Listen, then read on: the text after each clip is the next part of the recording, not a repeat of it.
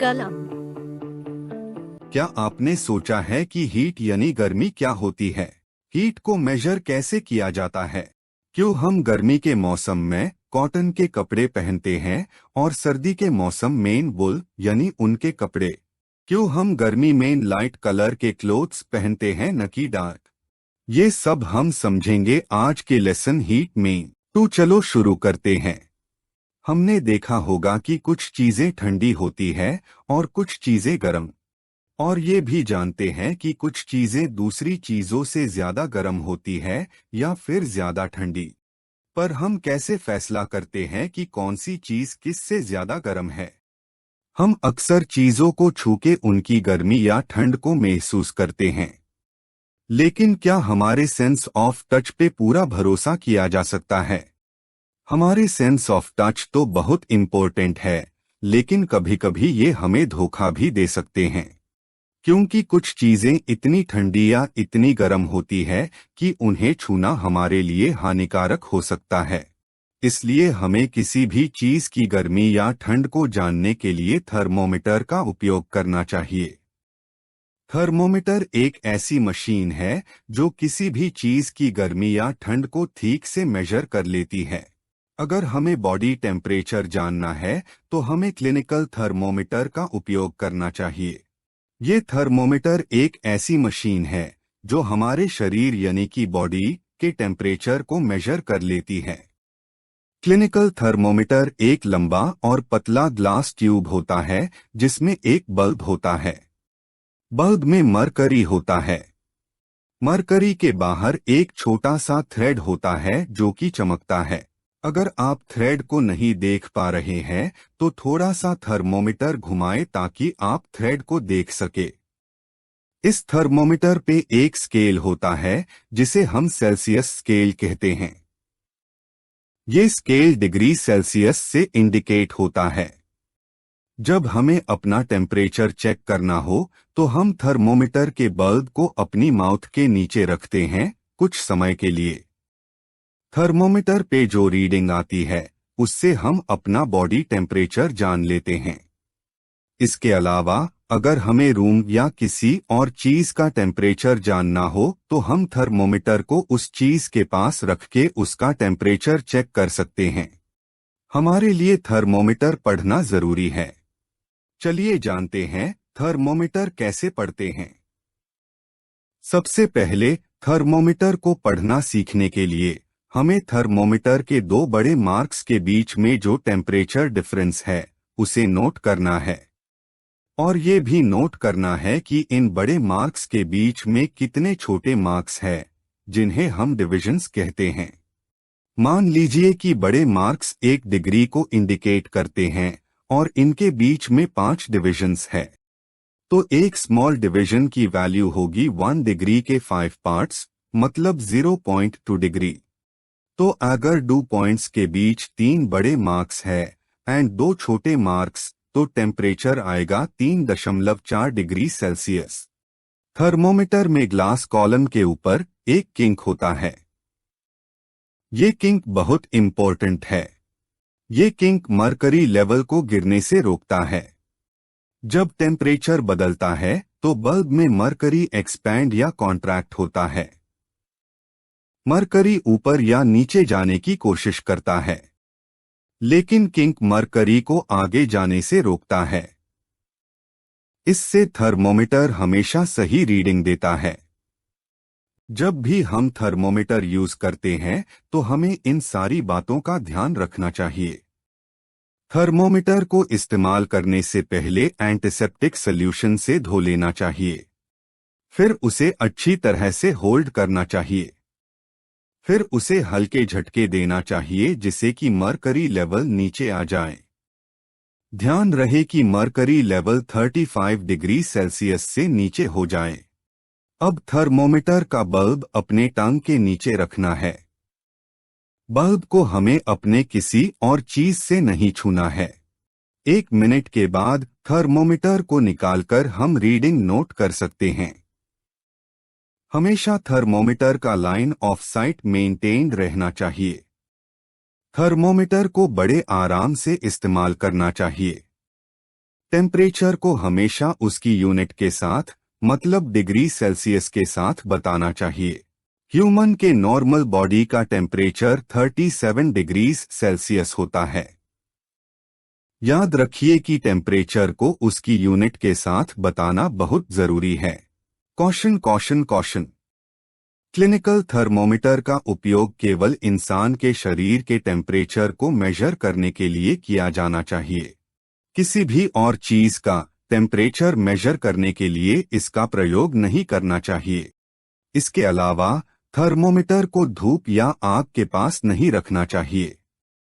इसे थर्मोमीटर टूट सकता है और मरकरी बाहर निकल सकता है। मरकरी एक पॉल्यूटेंट है यानी घातक पदार्थ जो बॉडी के लिए नुकसानदायक है। हम बॉडी के अलावा भी दूसरी चीजों का टेम्परेचर मेजर कर सकते हैं। इसके लिए दूसरे तरह के थर्मोमीटर का उपयोग किया जाता है। एक ऐसा ही थर्मोमीटर है जिसे हम लैबोरेटरी थर्मोमीटर कहते हैं। एक लैबोरेटरी थर्मोमीटर की रेंज आमतौर पर -10 डिग्री सेल्सियस से 110 डिग्री सेल्सियस तक होती है। इसके अलावा जैसे हमने क्लिनिकल थर्मोमीटर में देखा था, इस थर्मोमीटर में भी डिवीजन की वैल्यू जान लेना जरूरी है ताकि हम थर्मोमीटर को सही से रीड कर सके। मरकरी एक टॉक्सिक पदार्थ है, इसलिए थर्मोमीटर में मरकरी का इस्तेमाल करना खतरनाक है। अगर कोई थर्मोमीटर ब्रेक हो जाए तो मरकरी बाहर निकलता है जो बहुत नुकसानदायक हो सकता है। इसी वजह से डिजिटल थर्मोमीटर बनाए गए हैं जिसमें मरकरी का इस्तेमाल नहीं होता है। डिजिटल थर्मोमीटर को इस्तेमाल करना आसान है और इसमें टेम्परेचर डिजिटल स्क्रीन पर शो होता है। इसके अलावा ये सेफ है क्योंकि ये ब्रेक होने पर कोई नुकसान नहीं पहुंचाता है। अब हम ट्रांसफर ऑफ हीट समझते हैं। आपने देखा होगा कि जब आप गैस पर तवा रखते हो तो वो गर्म हो जाता है। इसका मतलब है कि हीट यानी गर्मी गैस से तवे में चली जाती है। जब तवा गैस से हटाया जाता है तो वो धीरे धीरे ठंडा हो जाता है। ये इसलिए होता है क्योंकि तवा से गर्मी बाहर निकलती है। इस प्रोसेस को हीट ट्रांसफर कहते हैं। हर हालत में गर्मी गर्म चीज से ठंडी चीज में जाती है। आइए इसे एक एक्सपेरिमेंट से समझते हैं। हम एक रॉड या मेटल का फ्लैट स्ट्रिप ले, जैसे एल्यूमिनियम या आयरन का। उस पर कुछ छोटे से वैक्स के टुकड़े चिपका दे। ये टुकड़े लगभग बराबर दूरी पर हो। फिर रॉड को एक स्टैंड में पकड़ ले। अब रॉड के दूसरे एंड को गर्म करें और ध्यान से देखें। आप ऑब्जर्व कर पाएंगे कि जो वैक्स हीट के नजदीक है वो पहले मेल्ट होगा और जो दूर है वो बाद में मेल्ट होगा। हीट ट्रांसफर आखिरी एंड तक होगी जिसे सारे वैक्स के टुकड़े मेल्ट हो जाएंगे। तो है ना बच्चों, हीट ट्रांसफर एक अनोखा कॉन्सेप्ट। अब हम समझते हैं हीट ट्रांसफर कितने तरह से होता है।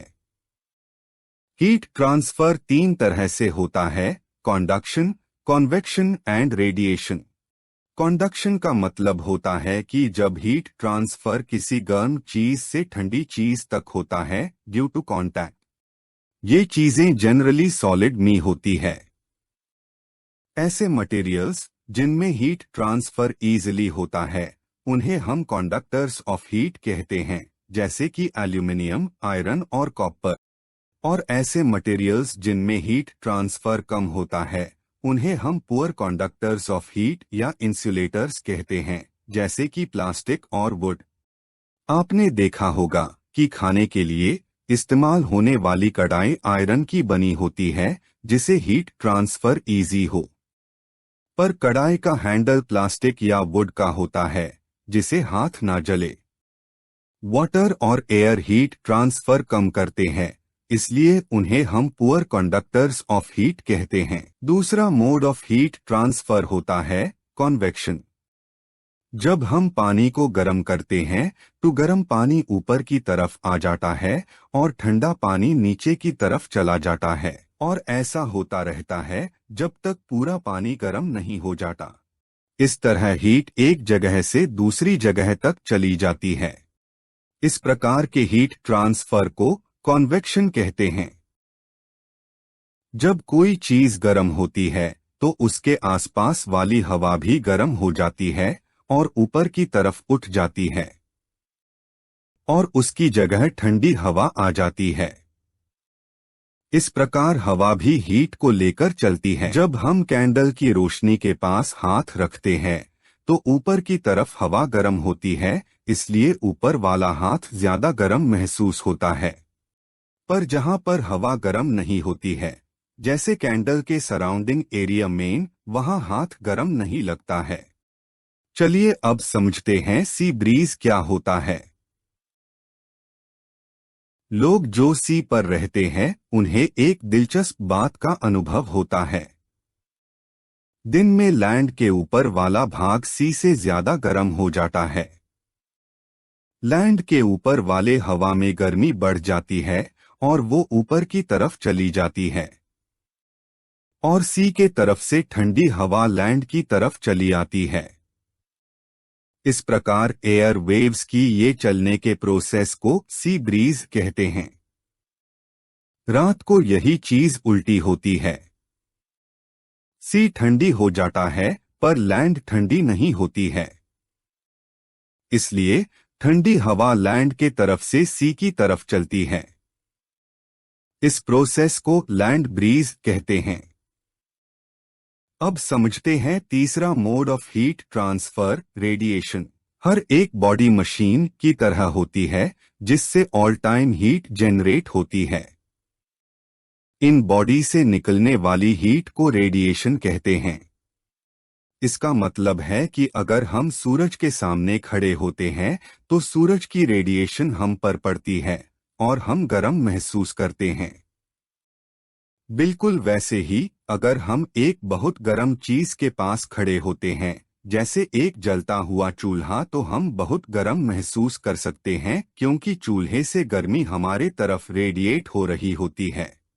जब हम सूरज के सामने खड़े होते हैं तो हम अम्ब्रेला का इस्तेमाल करते हैं अपने आप को सूरज की रेडिएशन से बचाने के लिए। अम्ब्रेला इस्तेमाल करने से हम सूरज के नीचे ठंडा और आरामदायक महसूस करते हैं। Moving on to next topic, clothes we wear. गर्मियों में हम लाइट कलर के कपड़े पहनते हैं और सर्दियों में हम यूजुअली डार्क कलर के कपड़े पहनते हैं। क्या आप जानते हैं इसका कारण क्या है? चलिए इसका पता लगाते हैं। एक एक्टिविटी करते हैं। हम डू कैन लेते हैं, एक ब्लैक कलर का और दूसरा व्हाइट कलर का। अब हम दोनों में एक समान टेम्परेचर के गर्म पानी को भर देते हैं, मान लीजिए 60 डिग्री सेल्सियस। अब दोनों कैन को एक कमरे में या ऐसे जगह रखते हैं जहां धूप ना पड़े। 10 to 15 मिनट के बाद दोनों कैन के पानी के टेम्परेचर को नोट करते हैं। हम ऑब्जर्व कर पाएंगे कि डार्क कलर मेन कैन का पानी ज्यादा गर्म होगा in compare to light colour के कैन का पानी। डार्क कलर की चीजें ज्यादा गर्मी एब्जॉर्ब करती है, इसलिए हमें सर्दी में डार्क कलर के कपड़े पहनकर आराम महसूस होता है। हल्की कलर की चीजें ज्यादातर गर्मी को रिफ्लेक्ट करती है, इसलिए हमें गर्मियों में लाइट कलर के कपड़े पहनकर आराम महसूस होता है। तो बच्चों, अब हमारा लेसन यहाँ कंप्लीट हुआ। मुझे उम्मीद है आप सबको हीट चैप्टर समझ में आ गया होगा।